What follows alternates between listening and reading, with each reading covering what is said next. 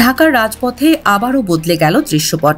একসময়ের প্রভাবশালী আওয়ামী লীগের বদলে এবার রাজপথ দখল করে নিয়েছে ইসলামী ছাত্র শিবির। শিবিরের তীব্র উপস্থিতি আর স্লোগানে কেঁপে ওঠে পুরো রাজধানী। ফলে লড়াইয়ের ময়দান ছেড়ে পিছু হটতে বাধ্য হয় শেখ হাসিনার সন্ত্রাস লীগ। ডাকসুর ভিপি সাদিক কায়েমের নেতৃত্বে রাজপথে শুরু হয় নতুন এক আন্দোলনের অধ্যায়। টিএসসির মোড়ে ব্যাট হাতে দাঁড়িয়ে তিনি গর্জে ওঠেন, খুনি হাসিনার দোসরদের আর এই দেশে রাজনীতি করার অধিকার নেই, তাদের নির্মূল করাই এখন সময়ের দাবি।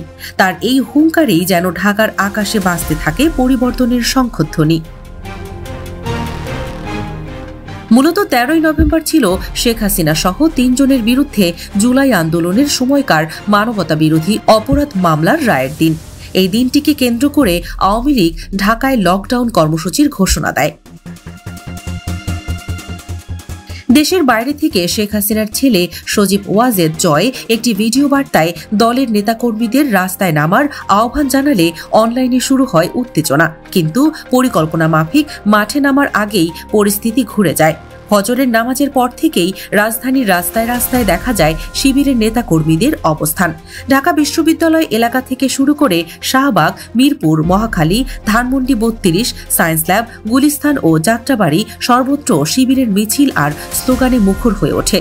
দল যার যার, লীগ পেটানোর দায়িত্ব সবার, এই স্লোগান যেন পুরো রাজধানী জুড়ে প্রতিধ্বনিত হয়। আওয়ামী লীগের পরিকল্পিত নাশকতা ঠেকাতে সকাল থেকেই মাঠে নামে শিবিরের সদস্যরা। ছাত্র সমাজ ও সাধারণ মানুষকে তারা আহ্বান জানায় দেশবিরোধী ফ্যাসিবাদী শক্তিকে রুখে দাঁড়াতে। এদিন টিএসসির রাজু ভাস্কর্যে আয়োজিত এক সমাবেশে সাদিক কায়েম বলেন, খুনি হাসিনা ও তার দোসররা গত 16 বছরে বাংলাদেশকে একটি ব্যর্থ রাষ্ট্রে পরিণত করেছে। এখন সময় এসেছে তাদের বিচারের আওতায় এনে শাস্তি দেওয়া। একই দিন মল চত্বরে আয়োজিত রান ফর জুলাই কর্মসূচিতে তিনি ঘোষণা দেন, 5 আগস্টের পর আওয়ামী লীগের রাজনীতি বাংলাদেশে চিরতরে শেষ হয়ে গেছে। অন্যদিকে বিএনপি, ছাত্রদল এবং যুবদলের কার্যক্রম এদিন ছিল তুলনামূলক নীরব। বাস, মিনিবাস চলাচল বন্ধ থাকলেও মাঠে সক্রিয় কোনো উপস্থিতি দেখা যায়নি। রাজনৈতিক বিশ্লেষকদের মতে বিএনপি হয়তো ইচ্ছাকৃতভাবেই এই পরিস্থিতিকে সরকারের ওপর চাপ সৃষ্টি করতে ব্যবহার করেছে। কিন্তু শিবিরের পক্ষ থেকে স্পষ্ট জানানো হয়, আওয়ামী লীগ বা তাদের দোসরদের কোনো রকম পুনর্বাসন তারা হতে দেবে না। এদিন শিবিরের মিছিল থেকে একটাই স্লোগান শোনা যায় বারবার, আলুনা গণভোট, গণভোট, গণভোট।